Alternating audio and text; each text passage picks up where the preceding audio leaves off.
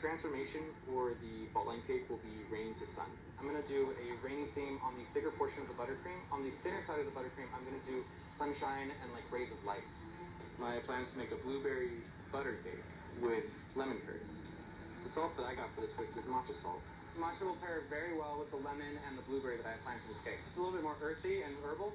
Holly, how's it going? Great, how are you? Good, what you making? I'm gonna get some gum paste dyed so I can get some butterflies made. Oh, okay. To kind of fly off my cake. How are you feeling about that? Butterflies, like the quintessential atom symbol of spring. Yeah, I've never made a butterfly in my life, so here we go. Yeah. Just do some, You have no idea what you're going to do.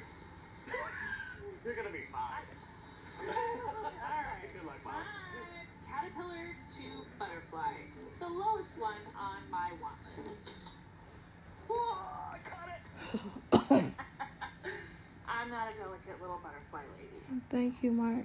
Here. Oh, well, I got this. Yeah, I'm going Buck. to make a buttermilk time cake. Then I'm going to make a blueberry. I love you Earl too, Grey Heather. Don't make me jam. cry. The lime salt doesn't really Thank taste you, like Buck. much of anything, so I'm going to add a bunch more lime to it. So I get So, some of the lime zest let me into turn this down my for a second. mouth. I just wanted to do a quick live because everybody is, talking about it on Facebook. Some people I've confided in and told that I have it.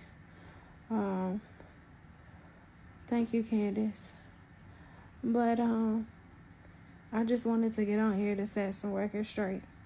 The news has so much to say about me having it and me going down to my local police station and me passing it around. And when I went to the police station to go for the meeting, I didn't have any symptoms. I felt like I had the stomach flu. It was nothing like me coughing. I didn't have a fever at that time. It just felt like I had ate some stuff that I shouldn't have ate. I would never walk somewhere and walk around the people that I work with or the people in my neighborhood and knowingly give them, yes, I have the coronavirus. Well, I would not knowingly walk around somebody and give them something. I wouldn't send my children to school knowing and let them spread it. So that's not the case. My family is on 14-day quarantine. I haven't seen my children, haven't seen my husband in days now. When everybody was calling me and asking me questions and bombarding me, I couldn't breathe. I was incoherent, so I wasn't able to answer your questions, comments, or concerns. I'm slowly but surely getting back to myself. I won't come out of this without any type of consequences. I go home with oxygen. They have some liver levels that needs to be tested and things of that nature, but I'm okay. So that's what I kind of wanted everybody to know. I appreciate the ones who did know, the phone calls, the text messages, thanking everybody for calling and checking. It is kind of overwhelming. The kids are fine. My husband is fine. As of right now, nobody is testing. As far as my household, nobody's having any symptoms. So everybody is fine. I'm just here on quarantine. Bored as ever and trying to get to back where I need to be. Missing my coworkers. Missing my babies at work. Missing my own babies. But it does make you look at life a little bit differently. It did kind of hurt to sit here and see people joke about it. Corona this, Corona that. You said, where did I get it from, bro? I have the slightest idea. My life is pretty boring. I go to work. I go back home. I may go to Walmart. Like, Walmart might be the highlight of my day. I did go out of town to go take care of some business in New Orleans. So give or take, I might have contracted it doing that transition. But I can't say 100% that was the case and that's where I got it from. So I just wanted to let everybody know that Hazel Crest mother, that's me. So I'm doing okay. Every day is a day back to not feeling 100% me, but just getting back to what could be my daily schedule. He said, I'm sorry. Oh, you're fine. Everybody's making jokes about it. It's okay. So it's okay. Thank you, Blackie. Everybody's making jokes about it. I don't take it personal. I think the only thing that kind of bothered me was like to see myself on the news, to see my local news station, you know, speak of this situation, but not even know wholeheartedly like what was going on. At that time, everybody wanted answers. Like, are you positive? Did you test positive for corona? And at that time, I hadn't got anything back. Hadn't even got back a positive test yet, and everybody wanted to know so they can be on full alert. And I can understand it is scary. There's a lot of unknown about it. There's a lot of people that have lost their life. And I did get to a point where I almost lost mine. So that's the reason why I'm doing a live. Just to let people know. Thank you, cousin. Just to let people know that, you know, I'm okay. I'll make it out of this. You know, like I said, I'll come home on oxygen. Have a lot of medications and stuff to take, but I've made it through this, and just thank everybody for your prayers, your phone calls, and your concerns. They're kind of overwhelming to my husband. So Charles wants y'all to stop calling him. But other than that, everybody is doing good. One step and one day at a time. Hey, JD. Personally, I would like to thank JD for calling me and checking up on me and just being that ear for Hazelcrest. You know, just to kind of let them know that it wasn't how the media made it seem. Hey, Taiwana. Yeah, the kids are fine. Everybody is testing fine. Well, everybody's not testing fine. Nobody's having any symptoms. So they're not going to test without symptoms. So far, no fevers, no sore throats, nothing funny. So everybody is fine for right now, but my husband's at home keeping a close eye on that. The CDC is keeping a close eye on that. So everybody is doing good. Thank you, Danielle, baby. I love you, too. Not going to do too much talking because I get short of breath. Quentin, I'm going to call you back when I get off live. But I did just want to let everybody know, thank you guys. The mystery person is me. I don't want anybody to feel sorry for me. I don't want anybody's sympathy. That's not the reason why I did this live. Just kind of wanted to let the people who... Yes, bro, it's hard for me to breathe right now. My oxygen levels are kind of high. So I'm able to talk, but in a few minutes I'm going to stop talking because my alarms will start going off. I start getting short of breath, so definitely does attack your respiratory system, and it hits it hard. So I think like that was one of the worst symptoms because I woke up in the middle of the night and I was disoriented. I wasn't able to breathe. I wasn't able to get anybody's attention. And I think at that point you start sitting down and having a conversation with yourself like, okay, this is it for me. This is it for me and my children. I won't ever see them again type of thing. But I thank God that he was with me. Was able to wake my husband up to let him know that something wasn't right. So a lot of people that may be walking around with it, you don't know. It seems like a regular, maybe you ate something wrong. You don't have an appetite. I wasn't coughing. I wasn't sneezing. Hey, Donna. Hugs and kisses. Lisa, thank you, baby. What was one of the first? Well, there was no symptom that let me know that something was wrong. So how it started off was just walking around feeling, just not having an appetite. So that's really not like me not to eat, because I'll eat something that I really like and it'll keep me content. Started to feel a little dizzy. Still didn't think anything of it because it was just a little bit. The chills. So I have a heated blanket. I was under the heated blanket. I had on clothes. I had on regular blanket, and I was still freezing. But I was hot. My husband said I was just scorching hot. So I kept going. Well, I went to South Suburban, and they told me that I just had a regular virus. So they sent me home. They said my body will fight it off. But after being at home for 2 days, and still there was no change, my temperature had went up. I went back to South Suburban, and they had a waiting room full of people. So my husband took me to urgent care where my fever went up to 107. So they sent me back to South Suburban where they gave me Tylenol for my fever, and they sent me home and told me to follow up with my primary care physician, who at that point, he sent me over to the university. He's like, you've been sick for too long. These systems. Hey, Missy. Yeah, baby. You've been sick for too long. Your breathing is delayed, and I'm not liking it, so I want you to go over and get tested.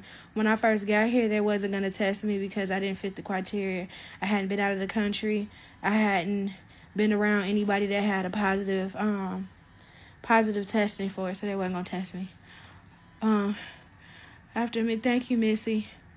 After some CAT scans and a couple of tests, they decided to go ahead and test me. It took a couple of days to get the results back, and they came back and they told me that I tested positive. So kids went under quarantine. Well, kids were under quarantine beforehand, my children and my husband. And I was already in quarantine from the time that I got here. So I know what kind of testing they took that gave them that idea, but I've been on quarantine since I got here. Thank you, Nick. So yeah, so that was just the basis of it. It's a lot scarier when you see it on the TV or when you read about it than what it actually is, but I'm not gonna sit up here and pretend like it's a joke. Definitely has taken me away from my family, gave me some breathing problems, and set me down for a while to reevaluate myself and kind of, my life. And after this, I want to get out and do more. Thank you, Mama. Just want to get out and do more and see more people and, travel a little bit more. Because you just never know when you might wake up and your whole life is just different. But I'm okay. I've made it through a lot of things. And I'll make it through this too. Thank you, Bo. Yeah, it is. It's hard for me to breathe. My oxygen levels, like I said, they're kind of, they're high. They're high. Can't talk for too long, but just kind of wasting some time. Don't cry. Oh. Thank you.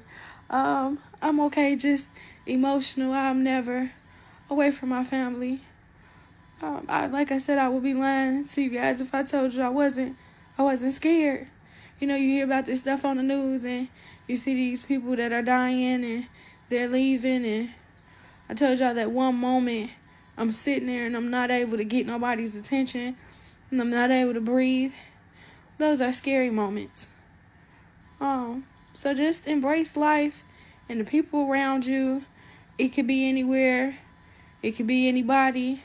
If you're not feeling well, make sure you're going to the doctor or you're talking with somebody, because it's definitely not something that, you want to go to sleep and have your family not wake up to you. So I love everybody. I wish you all, well. I'll be on here in and out, not too much so, until I kind of get this breathing under wraps, but I just kind of wanted to converse with you guys and let you guys know that, yeah, I'm the secret woman that's been walking around with Corona. Be an example. But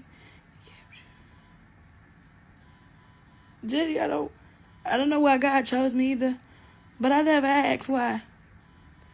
I'm just going to take this. I'm going to learn from it. I'm going to see what God wants me to do with it. And that's exactly what I'm going to do. I made it through something that some people just don't make it through. So I'm definitely blessed.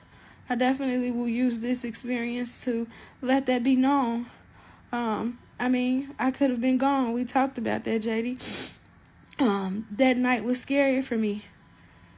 But I did, like I said, want to make some things clear. Because it wasn't how the media was making it seem. I didn't just get sick, go out on this girl's trip, and just woohoo, I'm just going to pass around corona to everybody. No, didn't even know. Thought I was just walking around just typically not feeling well. Nothing big, so I'm not going to do too much crying and being sad about it. I've been here, I think I lost about 15 pounds. So I don't know what I'm be looking like when I get up out of here. I got to get my hair done, y'all. Talk about my bonnet. Well, bonnet's outside, but this here, something I had to give. But other than that, I'm fine. I'm still the same tier. Just give my leeway, get some leeway to my husband. Y'all on him, and he's been doing a good job of making sure that the kids are okay and that I'm fine. So at this point in time, Bo, there is no treatment for coronavirus. So what they're treating is they can treat a symptom. So if I have a fever, they can treat it with Tylenol. If I have a cough, they can treat it with cough medicine. If I have nausea, they can treat it with Zofran. But my body has to fight it off. So I have to take the time to rest. Make sure that I'm trying to keep down as much food as I can and let my body do its job. So it's a process. So it's a day-to-day process. Every day I get up, I might give or take have a symptom. I might not. The breathing, give or take, gets better over time. Because at first I couldn't even have this conversation. So with the oxygen being up, I'm able to talk. I'm able to sit up. I wasn't able to sit up. I wasn't able to talk. I was disoriented. So at this point, I'm okay. A whole lot better than I was a couple of days ago. And the university has been doing a wonderful job with taking care of me. They can't be in here very long because of the quarantine. So they usually come in here and replenish my water and give me snacks or whatever I've ordered to eat. But they've been doing a wonderful job of just keeping me encouraged and taking care of me and making sure that everything is okay. So, anything else you want to ask me before I leave? Thank you all for the prayers and the well wishes. I think I should be eating in a little bit.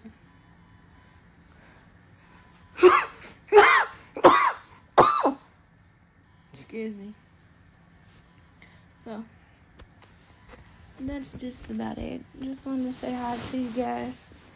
Telling you guys stay safe out there. If you're feeling anything, by any means, just go. Don't wait. I think I waited.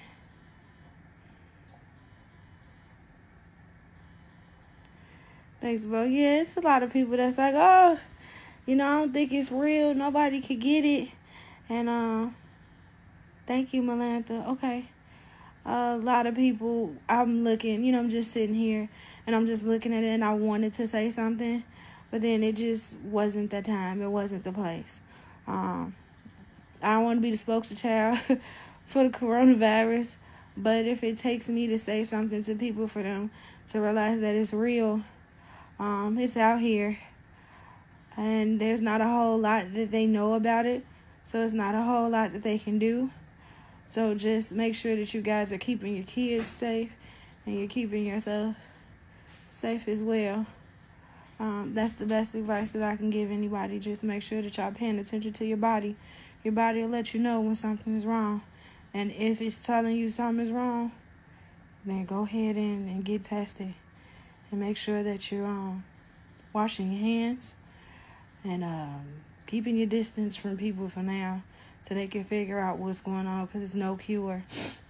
I am blessed and one of so many of lucky people right now to be able to sit here and have this conversation with you guys, because there's certain people that's not able to. So, don't want to take up too much of y'all time. Thank you guys for watching. I'll keep you updated as my progress goes on. Hopefully I could go home soon, but then I'll still be under quarantine for a while. Thanking my job, my coworkers, and everybody that has called me to check on me and just making sure that I was okay. But yeah, I'm over here kicking Corona's ass. And I'll be back to my hair slinging, makeup wearing, loud, regular me as soon as I can.